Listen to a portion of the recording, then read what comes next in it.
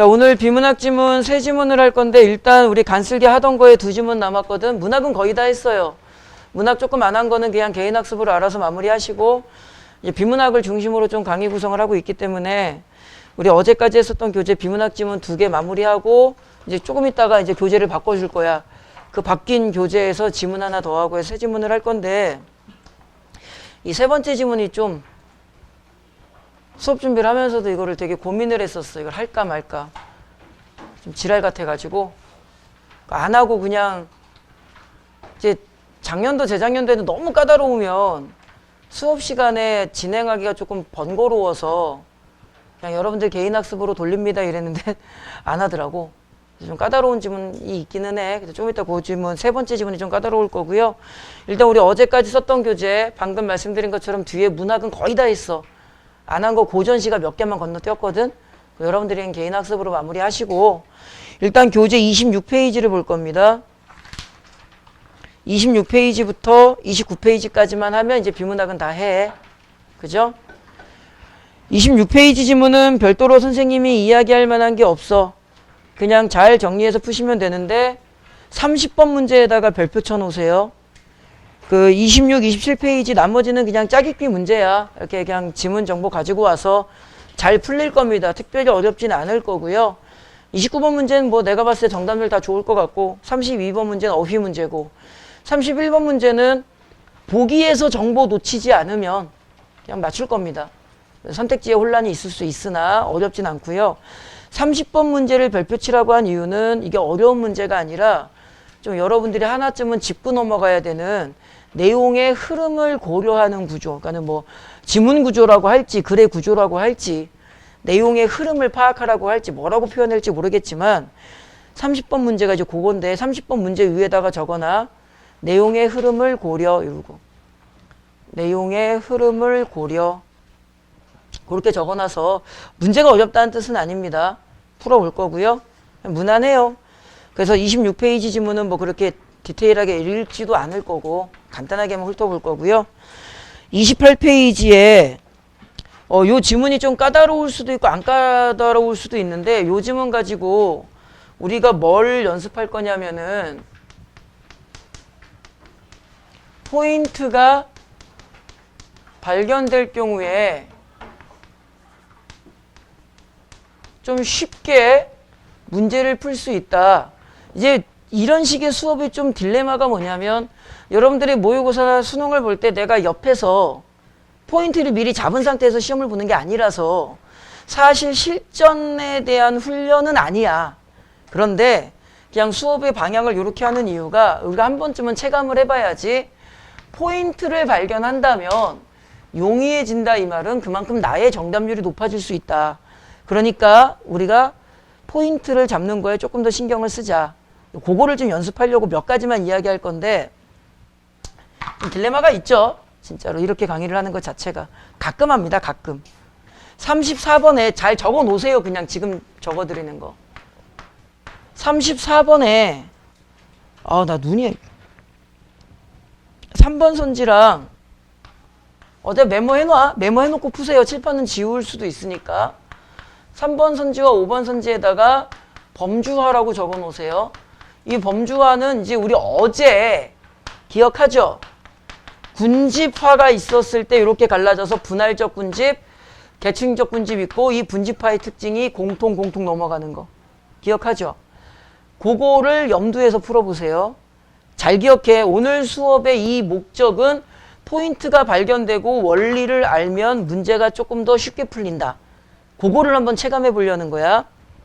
그 다음에 33번 문제는 쉽고요. 28페이지인가는 그 33번 문제 위에 꼭대기 잠깐 보세요. 마지막 문단이죠, 그게.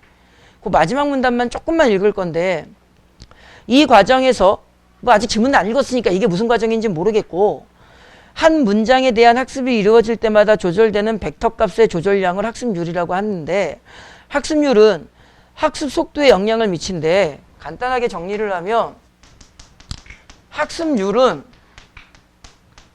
학습 속도에 영향을 미친대. 이거 어떻게 영향을 미치나 보니까 세 번째 줄 조금씩 다가가면은 학습률을 뭐 하면은 얘를 얘를 작게 설정하면 그러면은 시간이 어떻게 된다? 시간이 많아진다죠. 그 지문에 그렇게 나오잖아 지금. 좀 더 읽어봐. 그래서 자 여기서 포인트. 학습에 시간이 많이 소요되는 건 좋은 걸까? 나쁜 거겠죠. 그래서 문제와 해결인데 기억. 규칙에 따라 학습률을 조정해라. 이 문장을 잘 읽어봐. 학습률을 조정해라 이 말은 무조건 크게 하라는 뜻일까? 무조건 작게 하라는 뜻일까? 조정해라라는 그 단어 우리 어제 그거 강의했었지. 1년이라는 단어를 알고 문제에 들어가는 그 상황이랑 똑같은 거야. 조정이라는 말은 상황에 맞춰서 학습률을 키울 수도 있고 낮출 수도 있겠지. 그 상태에서 35번 문제를 푸실 때 기억해. 조정이라는 단어를 염두해서 때로는 크게 때로는 작게를 같이 생각하셔야 돼. 알겠지? 그게 35번 문제의 포인트야. 됐니?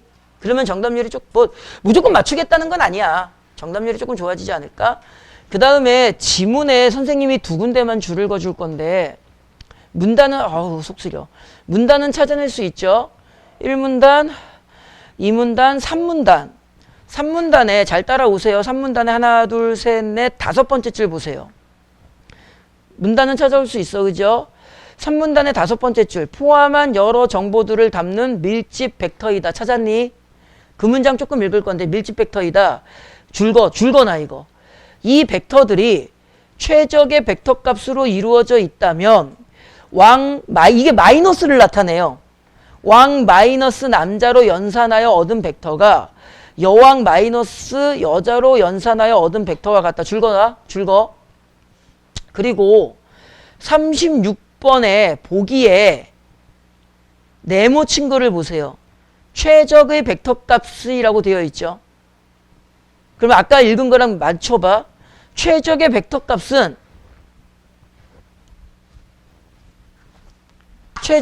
값은 까먹어 부르네. 왕 마이너스 남자와 여왕 마이너스 여자가 일치한다 그랬지. 그러면 요거 수식을 바꾸면 이 마이너스 값이라고 넘기면 어떻게 돼? 왕 마이너스 남자 플러스 여자는 무엇이다? 여왕이다. 이렇게 되겠지. 그래서 이 최적의 벡터 값이 요런 연산이 가능한 것은 최적의 벡터 값이야. 연산이 가능하다면 최적의 벡터 값. 이걸 기억하셔야 돼. 그래야 36번에 그 최적의 벡터 값이라는 포인트가 잘 접근이 될 거야. 이해를 잘 하셔야 돼. 그리고 그 보기에 보시면 한국의 수도는 서울이다. 파리는 프랑스의 수도이다. 일본의 수도는 도쿄이다 있죠. 그 밑에 거 봐봐. 벡터 생성 후 연산 방법 있죠. 눈으로 봐봐. 어떻게 계산하라는지 알겠지? 예를 들어서 거기를 보시면은 A, B, 뿔마 C, D는 A, B 플러스 예를 들어서 C, D는 어떻게 계산하라는 말이야? A 플러스 C, B 플러스 D 이렇게 하라는 말이지. 요거를 염두하셔야 돼. 그거를 놓치면 문제가 안 풀려요. 그 다음에 다시 아까 그 문단 지문으로 좀 올 건데요. 그 3문단이 좀 길어서 문단은 찾아오셔야 돼. 3문단 밑에서 하나, 둘, 셋, 넷, 5번째, 6번째 줄 보세요. 밑에서 3문단 밑에서 6번째 줄인데 집중해. 학습은 수많은 문장들을 살펴 인접하게 자주 등장하는 단어들을 동그라미 쳐봐. 자주 등장, 밀접, 연결. 자주 등장, 밀접, 하다고 간주하고 문장 내에 네모 쳐. 비슷한 위치, 네모. 나타나서 바꿀 수 있는 단어는 같은 범주, 네모, 유사, 네모. 그러니까 요 지문의 포인트가 뭐냐면 밀접이라는 키워드와 유사라는 키워드가 달라. 밀접이라는 단어는 빈도수야. 자주 등장하면 밀접이야. 유사라는 키워드는 뭐야? 위치와 같은 범주야. 요게 조금 있다가 36번에 4번 선지 풀 때 필요해. 그래서 방금 체크한 옆에다가 적어놔. 36 동그라미 4 이렇게. 방금 그 유사 밀접한 거 옆에다가 36 동그라미 4라고 적어놔. 자, 이제 여러분들이 이 두 지문을 풀 건데 이렇게 출제자의 의도 포인트가 발견됐을 경우에 나의 정답률이 조금은 높아질 수 있고 문제가 조금은 수월하게 접근할 수 있다. 그래서 이 수업의 목적은 뭐냐면 내가 지문을 읽을 때 출제자의 의도, 선지에 대한 포인트를 정확하게 캐치하는 그 능력 하나만 키우면 되겠구나. 그거를 여러분들이 한번 경험해 보시라고. 아까 말씀드린 것처럼 실전에 대한 훈련은 아니지. 내가 여러분들 모의고사 옆에서 이걸 다 해줄 건 아니라서. 이제 그게 목적은 아니야, 요거는. 자, 우리 교재대로 시간을 할 겁니다, 그냥. 10분, 12분 되어 있어서 22분 그대로 재서할 거고요. 한번 해보고 이제 나머지 좀 부수적인 이야기들은 할게. 자, 준비 다 되셨지? 잠깐만. 준비 다 되셨죠? 요거 지문 2개 한 다음에 교재 바꿀 거야. 자, 해봅시다. 시작.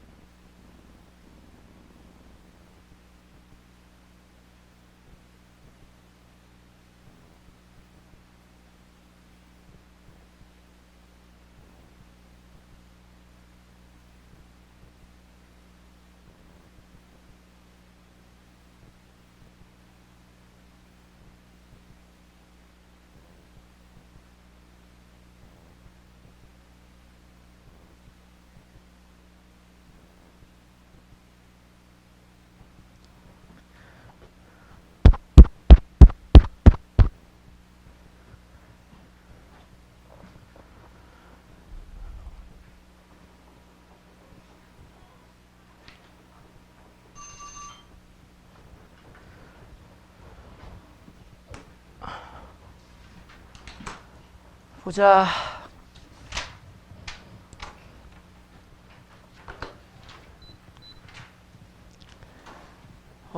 아까 니네 문제 풀 동안 커피가 떨어져서 커피 사러 나갔다 왔는데 날씨가 왜 이렇게 좋아? 와, 이거 여기까지 해? 가끔 가다가 뭐 진짜 가끔 있는 일이긴 한데 대학 가면 이렇게 날씨 특히 5월 달에 날씨 좋으면 현우 같은 애가 하면 안 되고 예쁜 여학생이 이제 교수님한테 가서 교수님 그러면은 야외 수업한다고 이제 그 모든 대학교에는 다 잔디밭이 있거든.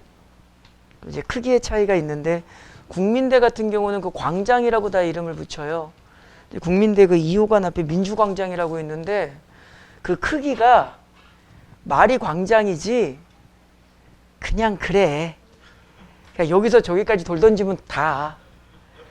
그 성균관대에 가면은 이제 서울, 내가 이제 수원은 안 가봐갖고 서울의 성균관대 문과가 서울에 있잖아. 거기 가면 이제 금잔디 광장이라고 하는데 그 광장 크기가 잔디밭이에요. 광장 크기가 어림잡아서 내가 권송고등학교는 안 들어가 봐서 남수원중학교 운동장 2배만 해. 그러니까 잔디밭 같은 데 앉아가지고 교수님이 막 강의하시거든. 다 딴짓해. 그때는 이제 술이 됐거든. 학교 술 먹고. 서울대 가면 와, 거긴 광장이 아니라 그냥 산이야. 그 이름을 까먹었는데 이 끝에서 저 끝까지 잔디밭이 쫙 있거든. 저 끝에 있는 사람이 손가락만하게 보여. 이제 선배들이 이제 흔한 말로 똥공기 잡는다고 선착순 시키거든. 나는 이제 국민대니까 선착순 해봐야 슬 뛰면은 저기까지 가가지고 이제 조금만 고생하면 내년에 다 이제 우리 영준이 성대 금잔디 광장에 들어누워서 술 꽐라대가지고 이제 대낮부터 좀만 참자. 근데 날씨 진짜 좋더라. 그지? 우리 미르는 지금 롯데월드에서 아빠 카드를 벅벅 긁고 있는데 그 10시에 개장이라며. 그 8시 9시 조금 넘어 도착했나봐. 그래서 기다려 들었는데 정확하게 지금 핸드폰 보니까 10시 2분에 9,000원이 빡 긁히고 10시 10몇 분에 또 6,500원이 뻑 긁히고 이게 막 긁혀. 그래가지고 이게 뭐 하는 거지? 원래 이제 그런 거 전화 잘 안 하는데 아까 전화해서 미래야지 궁금해서 그러는데 뭐 5분 단위로 이렇게 뭐 긁어 그랬더만은 들어가자마자 예의상 토끼머리띠를 사야만 했대. 그게 무슨 예의야? 그걸 왜 사? 그랬더만 아빠 주려고. 그래도 야, 아빠가 토끼머리띠를 하고 씨 6,500원은 뭐니? 그랬더만 아침에 일찍 나와가지고 아침을 못 먹었기 때문에 젤리를 젤리를 원숭이야? 아침 못 먹고 젤리 먹어? 우리 가온이는 친구들이랑 영화를 보고 싶다고 너의 이름은 더빙판을 보더만은 친구들한테 자기가 한턱 쏘고 싶다고 엄마 카드로 4명이 갔나봐. 애슐리를 벅 긁어버린 거야. 그 뭐 어떻게 긁은 거 뭐라고 말도 못하고 집사람이 어금니를 꽉 깨물고 있더라고. 그래 가오나 맛있게 먹어. 그리고 나서는 수원 탐험을 가야겠다고 수원역까지 걸어가야겠대. 걸어갔다가 방금 아까 커피 사는 길에 잠깐 전화해 보니까 가오나 어디야? 그랬더만은 세류동이래. 그래 너 정말 탐험을 하니? 그랬더만 힘들어서 못하고 만화 카페 들어왔다고. 빨리 끊으래. 음식을 골라야 되기 때문에. 이것들이 아주 그냥 엄마 아빠 카드 갖고 가가지고 무슨 잔치를 벌이고 있어. 아빠는 지금 하루 종일 굶고 커피 먹고 약과 먹고 버티고 있는데. 에휴. 좀 날씨 좋아. 좀만 참고. 야, 좀만 참자. 선생님이 어제 우리 집사람한테 우스갯소리로 그 얘기를 했거든. 내가 이렇게 평생 공부할 줄 알았으면 진짜 진심. 나는 중학교 때부터 꿈이 선생이었는데 내 기억 속에는 내가 좀 기억이 짧았나 봐. 내 기억 속에는 선생님들은 공부를 안 하셨거든. 솔직히 말하면 나는 이제 공부하시는 걸 본 건 없으니까 뭐 교무실에 수업 준비 열심히 하셨겠지만 지금 다시 내가 중학교로 들어가면 선생이라는 꿈은 과감히 버릴 거야. 진짜 이렇게 평생 공부할 줄 알았으면 고등학교 때 좀 더 할 걸. 좀 그래. 자. 첫 번째 아까 말씀드린 것처럼 26페이지 지문은 간단하게만 할 겁니다. 뭐 이거는 특별히 선생님이 이야기할 만한 메시지는 없는 것 같고요. 뭐 말 그대로 그냥 독해 잘 하시오죠. 이제 몇 가지 조심해야 될 것이 1문단을 잠깐 읽으셨을 거니까 1문단 첫 번째 문장에 서양 철학의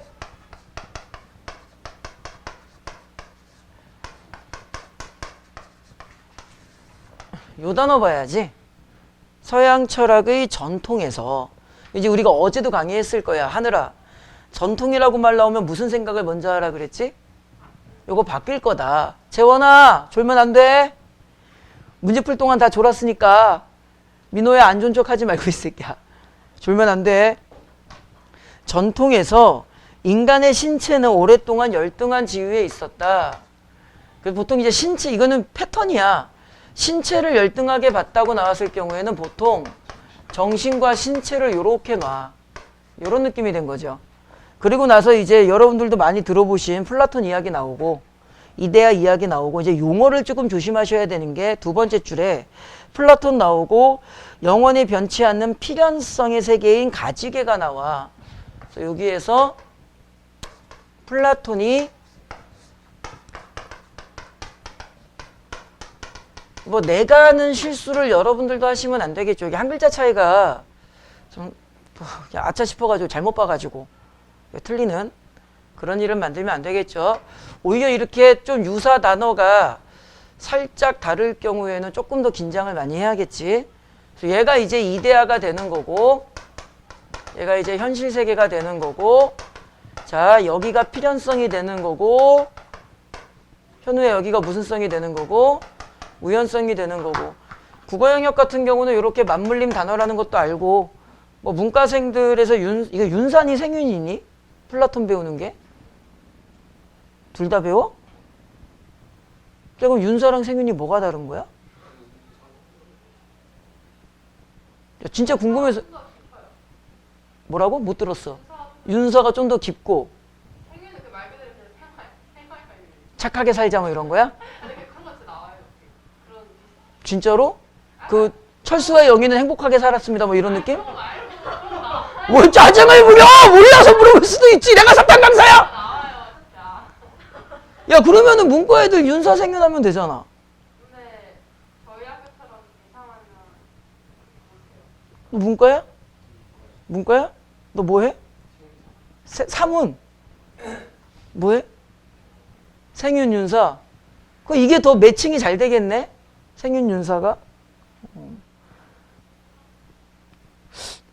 사탕 강사나 할까? 조금만 하면 어떻게 될 것 같기도 한데. 그리고 이제 1문단의 마지막 문장을 보시면 이제 그 가지개 가시개 정보들이 더 있을 거고요. 1문단 마지막 문장. 진정한 알을 위해서는 신체의 역할을 제한해라. 그러니까 첫 번째 문장에 있었던 이 문장을 따서 진정한 알을 위해서는 신체를 뭐 해라? 제한해라. 요 말이나 첫 번째 문장에 있었던 신체를 좀 열등하게 나타나 그 맥락이 좀 연결이 되겠죠. 그 다음에 아까 이야기로 돌아가서 전통이라고 나왔을 때는 변화가 될 거야 라는 생각을 했는데 사실 1문단에 이렇게 이야기한 다음에 보통 일반적으로 2문단에서 좀 바꿔주거든. 근데 여기에서 이제 아까 30번 문제를 조심하라고 말씀드렸던 이유가 2문단에 보면 누가 나오니? 근데 이성주의 철학이 나오는데 얘네가 바꾸나? 라고 보니까 가시계와 가지계의 구분은 감각적 현상과 객관적 실제의 구분으로 대치되었다 하면서 쭉 이야기 나오다가 그렇지 2문단의 제일 마지막 문장을 보세요.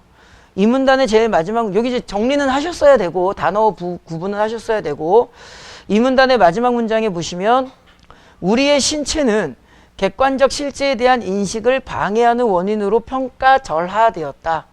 그죠? 신체가 평가절하되었다. 이렇게 되어 있으니 아직 우리가 패턴화 시켰던 이 메시지가 크게 달라진 건 아니거든 사실. 그러다가 3문단에 가니까 19세기 말에 이르러 누가 나오고 베르그송이 나오고 이 베르그송이 이제 두 번째 줄 3문단 두 번째 줄에 불변성, 필연성, 뭐 정적 이런 거 하지 말고 세 번째 줄에 변화, 생성, 동적 이렇게 넘어가자. 막 이야기가 나온 거죠. 그래서 실제로는 1, 2문단을 좀 이렇게 묶어놓고 3문단부터 내용 변화가 좀 큰 폭에서 일어난다라는 느낌으로 읽으셨으면 30번 문제를 푸셨을 때 여기에서 좀 이렇게 끊어주는 느낌이 생기겠지. 그지? 그 상태에서 30번에 하늘아 답은 몇 번? 4번. 만유인력 어쩌고 저쩌고 미주가리 삐빠빠 하나의 가설이라는 단어. 과학적 법칙은 일종의 가설이다. 얘는 누구 거였어? 베르그송 거였지?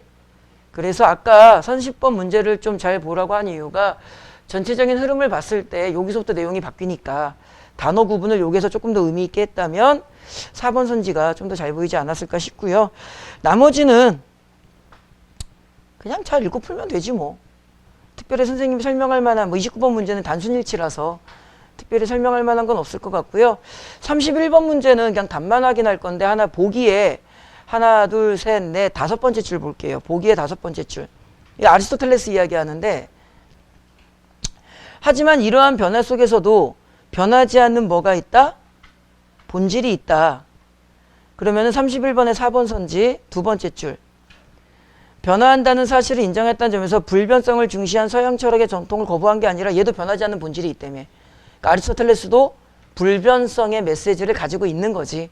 그래서 이제 여러분들이 31번 같은 문제는 우리가 많이 예전에 봤지만 간단하게 점검만 하면 항상 특히 철학 지문에서 무슨 생각을 하셔야 되냐면 지문에 뭐가 나와 학자가 나오고 무슨 근대 이성 철학 플라톤 나오죠. 그 다음에 보기에 또 다른 학자가 나왔을 경우에는 선지가 100% 이원리야. 지문에 있는 베르고송이나 플라톤이나 근대 이성 철학과 보기에 나와 있는 아리스토텔레스의 차이점을 찾으라든가 아니면은 요거 찾으라는 거야. 이 부분을 머릿속에 잘 염두하고 읽으시면 선지가 조금 더 잘 보이지 않을까 싶고요. 그 다음에 이거는 그냥 3, 4등급 학생들한테 팁을 할 말씀만 더 드리면 현우야, 철학이라는 것은 구체적인 거니 추상적인 거니? 잘 생각해봐. 철학이라는 지문의 메시지 자체가 추상정보 진술이거든? 이 철학이라는 학문 자체가 추상이잖아. 이 말인 즉슨 여러분들이 이건 이게 개인적인 차이가 있어. 절대로라는 말은 빼자. 어지간하면 3, 4등급 학생들은 이거 완벽 이해 잘 안 돼.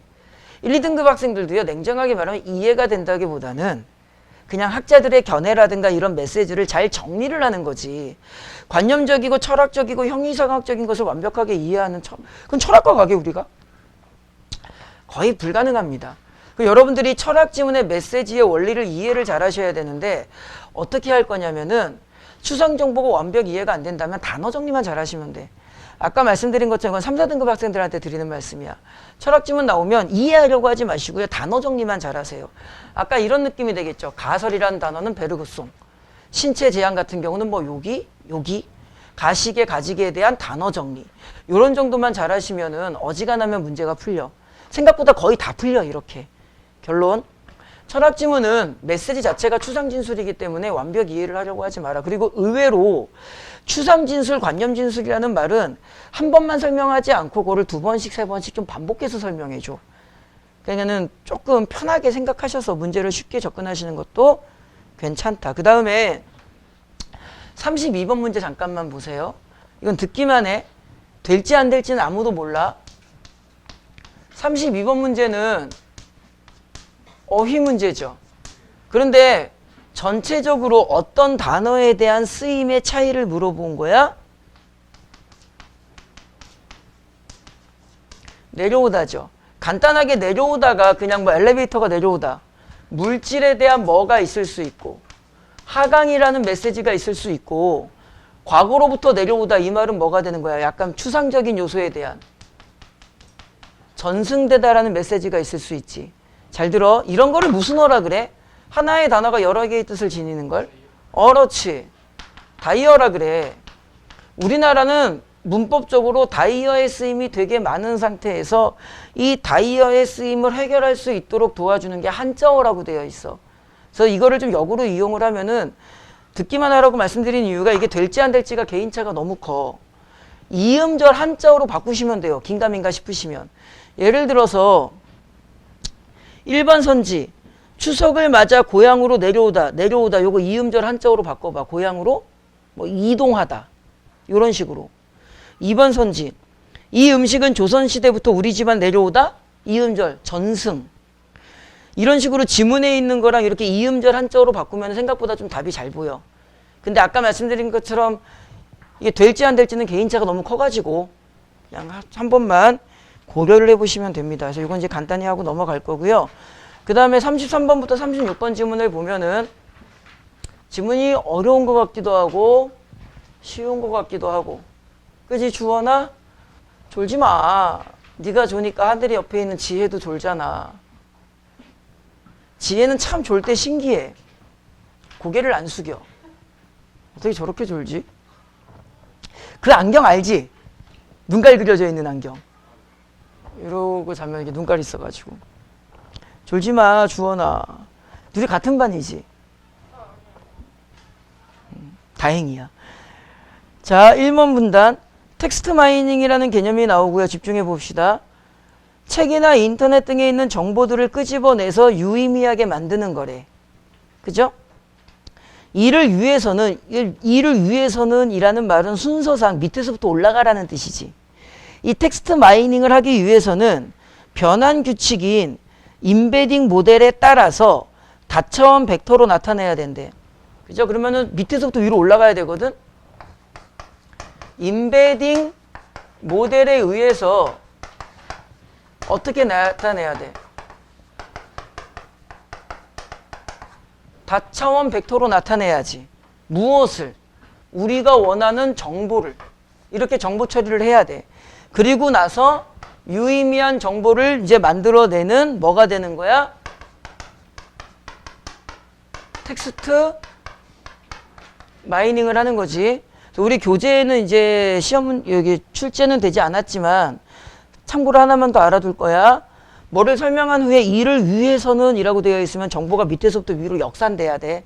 순서 정보 처리하실 때 그런 부분 조심하시고 34번에 3번 선지랑 5번 선지 아까 말씀드렸던 것들을 잠깐 보면 지문은 미리 읽고 강의를 하는 거니까 여기에 이제 이 텍스트 마이닝에 2번 문단 잠깐 보면 간단한 임베딩 모델은 두 가지가 있지. 이 임베딩 모델에는 하늘아 뭐랑 뭐가 있대? 원핫 인코딩 원핫 인코딩이 있고 요게 이제 기억이야. 하늘아 하나 더 워드 투 벡터가 있대. 그러면은 기억이던 니은이던 간에 임베딩 모델에 관련된 하위 정보죠. 그러면 이 임베딩 모델은 결국은 텍스트 마이닝을 위한 전 단계가 되는 거고. 그렇다면은 34번에 이제 3번 선지.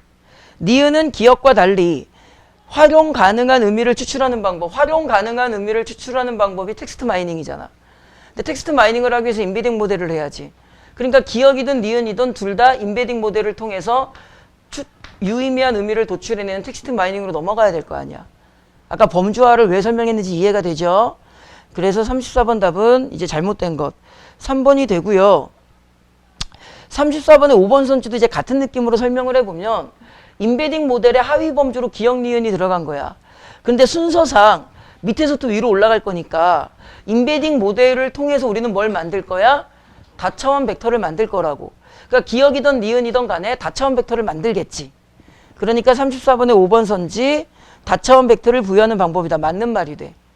범주화라는 것이 어떻게 활용되는지 알 뿐만 아니라 사실 이렇게 강의한 목적이 뭐라 그랬니?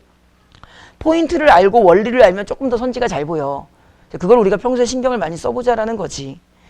그 다음에 이제 뭐 이 문단 쭉 읽어보니까 뭐 01, 001, 0001 막 나오죠. 요 정도는 이해가 됐을 것 같아. 거기 보면은 벡터 값이 몇 개로 나와 있어? 그래서 001, 010, 100 나오죠. 지문을 좀 바꿔볼게. 왜 2번 문단에서는 예시를 들었을 때 벡터 값을 3개로만 잡았을까? 예시를 든 단어가 몇 개야? 개, 강아지, 고양이기 때문에 그래. 만약에 예시를 든 단어가 개, 강아지, 고양이, 쥐새끼 이러고 있으면 벡터 값을 몇 개로 했을까? 4개로 했겠죠. 그러면 이제 3개니까 벡터 값이 이렇게 되는 거야. 그래서 여기를 0이라고 하면은 어찌됐든 간에 개나 고양이나 쥐새끼가 아니라 뭐야 이거? 닭이란다. 동물농장이냐? 강아지나 XYZ축이라고 놓고 보면은 강아지가 뭐야? 001이잖아. 그죠? 여기를 강아지라고 하면은 001이고 여기를 고양이라고 하면 고양이는 010이고 다 결국은 이 값이 어때? 요 값이 다 1이라서 이게 유의미하게 의미 도출이 잘 된다 안 된다? 안 된다. 그리고 개, 강아지, 고양이, 쥐 아까 뭐? 닭, 토끼 아무거나 하나 더 얘기해봐. 코끼리 하나 더 얘기해봐. 야, 유돌프는 동물이라기보다는 그냥 그 새끼 이름 아니야? 그 코빨간 새끼. 북극곰 또.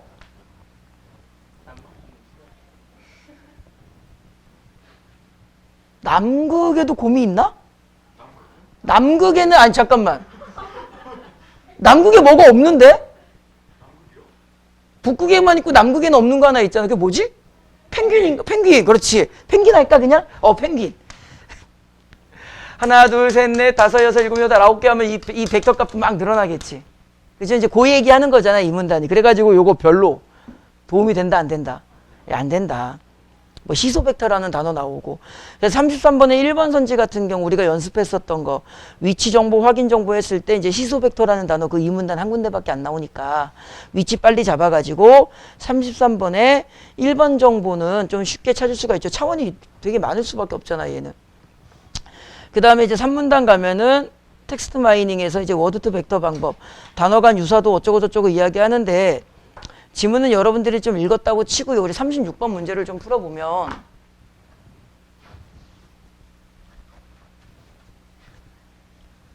아까 미리 살짝 방향을 잡아드렸죠.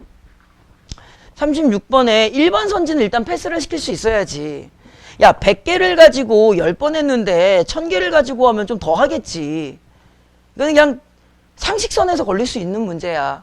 1번 선지를 고르셨다라는 것은 아마 그냥 솔직히 말하면 좀 불성실한 느낌이 들어. 이런 선지를 고르면 개인적으로는.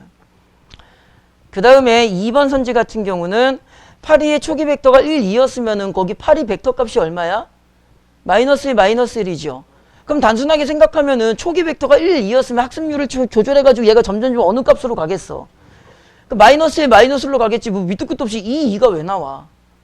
1번, 2번 선지는 좀 간단하게 좀 접근할 수 있지 않았을까 싶고 3번 선지 같은 경우는 이거 계산하면 한국과 서울을 계산하면 얼마야?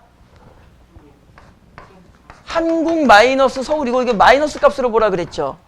그렇죠. 한국 계산하면은 한국이 얼마야? 1, 2 마이너스 서울이 얼마야?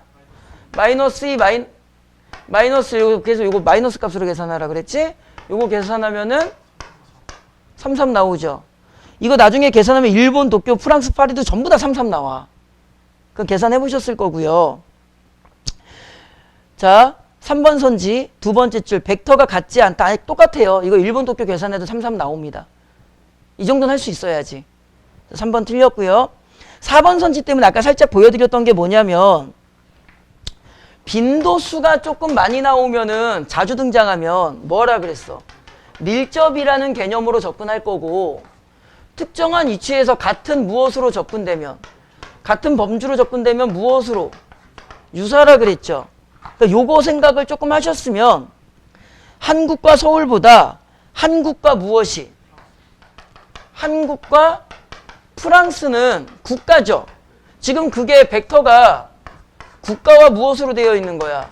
수도로 되어 있는데 한국과 프랑스는 같은 국가의 범주로 들어가는 거니까 유사라고 해야지.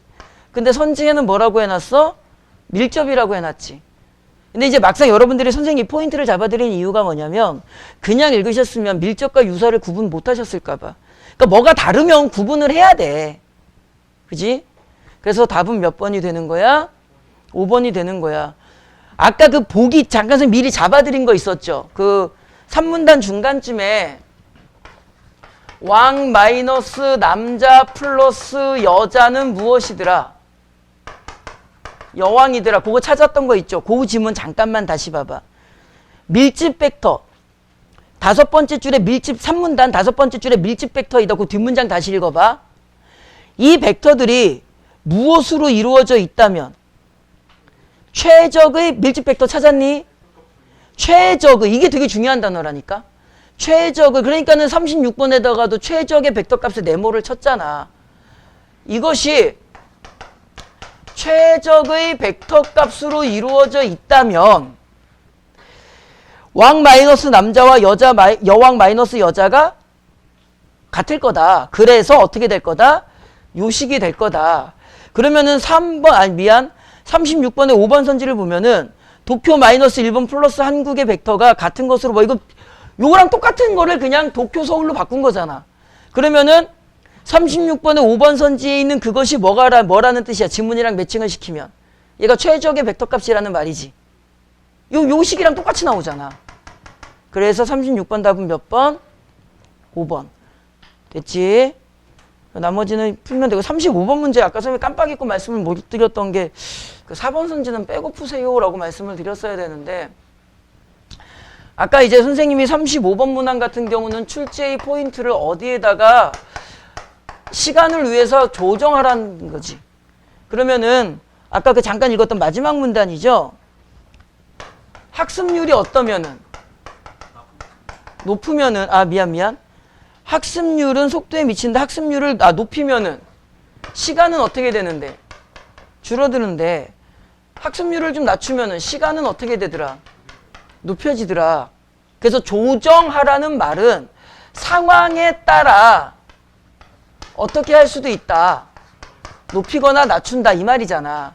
그래서 이제 요거를 포인트를 잡고 보기를 읽으면 벡터의 품질이 나쁜 상태에서는 큰 폭폭으로 빠르게 다가설 수도 학습률을 높일 수 있다. 다만 이러면은 최저값에서 어떻게 된다?